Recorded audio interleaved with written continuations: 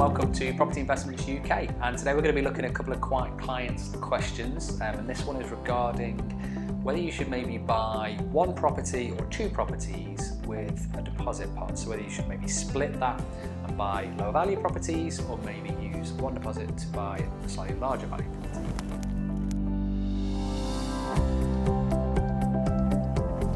Okay, so the question is, hi Rob, so I'm going to ask a tricky question. I'm trying to get to a stage where I've got, say, £40,000 to play with. Would it be wise to place a £15,000 deposit on, say, two properties worth £100,000, so £50,000 each, or £30,000 on one £100,000 home, both leaving money left over for closing costs and the potential sale? I don't want to apply the flip strategy, as I just don't have time for this. That's fair enough. So I'm adopting a more buy and hold. As you've been in the game, I'd like to know what you would do in this situation. I know there could be other factors involved, but I'd like to get your perspective. Anything would help. Regards, Ravi. Okay, Ravi, so there's a couple of things to consider in this one particularly. Now, first of all, I'd say that I'm not a financial advisor or a mortgage broker, so specifically around trying to raise finance to purchase those properties and what mortgage product is going to be better for you, I'd certainly recommend speaking to a broker on that.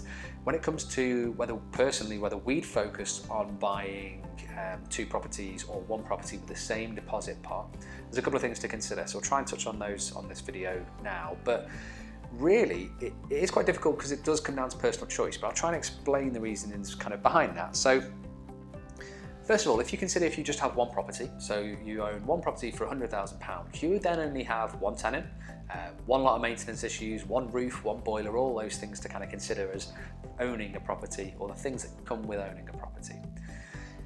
So that's kind of one thing, so the management, the maintenance aspect of owning kind of one property compared to two. If you then look at the figures side of things, and you have maybe a £100,000 property that has a 10% discount on it when you purchase it, and it has around an 8% rental yield, or the alternate is to have two £50,000 properties that again have the same 10% discount when you buy and has the same rental yield. So they equate to kind of the same value, just from a kind of a figures point of view. There's two thoughts of kind of process for this. So some investors will go down the route of just having the one property. The figures are exactly the same as we mentioned in terms of the discount and the yield, but only having one property, you've only got one tenant, maintenance, all those aspects.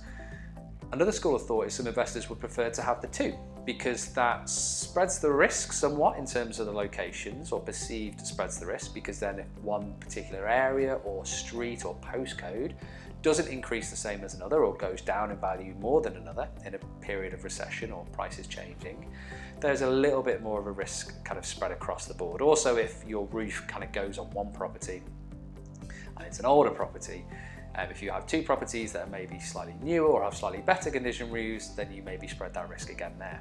The way in which we would approach it is we really look at our individual aims and goals, and that's what I'd suggest for yourself really, Ravi, is to try and sit down, look at what your personal aims are, not just over the long term, but also medium and short term. Look at the tenant profile that you're looking to focus on. So if you particularly want a working tenant in the property, or a student, or a local housing allowance tenant, then the two properties might not match that requirement. If you go to two properties at £50,000 and you want working tenants, then you might not be able to achieve that in those locations. So focus on your own goals, focus on the kind of tenant profile as we mentioned, and then based around that, the answer is probably going to come a little bit more naturally. It might kind of point you to the direction that you're kind of looking to go. If you wanted to take kind of less risk, not have as many potential maintenance hassles or tenant hassles, so just go down the one property route, and that works for your tenant profile, perfect. That's probably what's going to work best.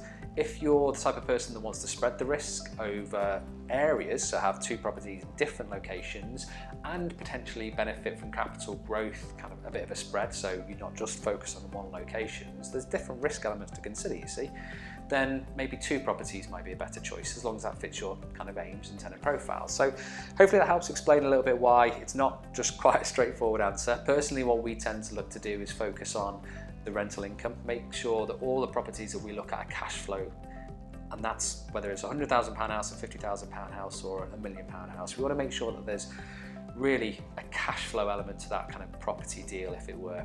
So sometimes that creates or gives us the answer that we're looking for on those types of properties. But it's not perfect. It's not a case of saying you should choose one property or you should choose two properties, but I hope that helps.